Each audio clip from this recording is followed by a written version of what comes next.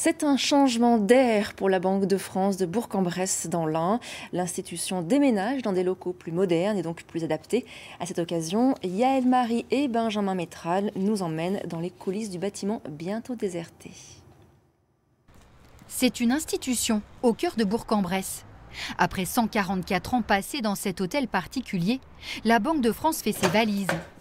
Un changement d'époque pour la Banque des banques. Son directeur nous replonge dans un passé aujourd'hui révolu. Inutile désormais les 2 tonnes d'acier pour protéger les coffres-forts.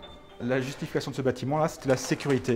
Nous sommes ici en plein cœur du centre fort de la Banque de France, dans le département de l'Ain.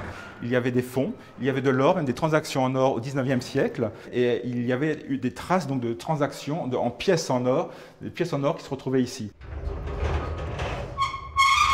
Métier d'un autre âge, le caissier, gardien des clés. Depuis 2004, les coffres sont vides.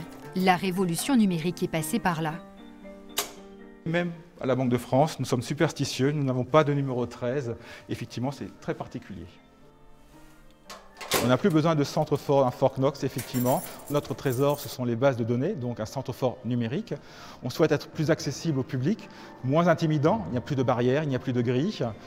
Le bâtiment de 1500 mètres carrés était devenu trop vaste, car derrière ces guichets ne restait plus que les services aux entreprises, le suivi des dossiers de surendettement. À quelques mois de sa retraite, Christine tourne la page de 30 ans de banque.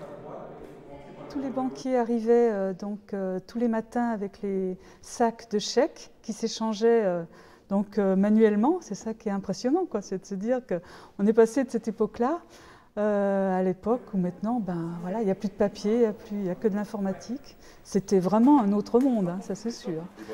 Les cartons des 10 salariés à peine embarqués, l'hôtel particulier, un bien d'exception, est déjà racheté par un promoteur immobilier. Le prix de la vente restera secret.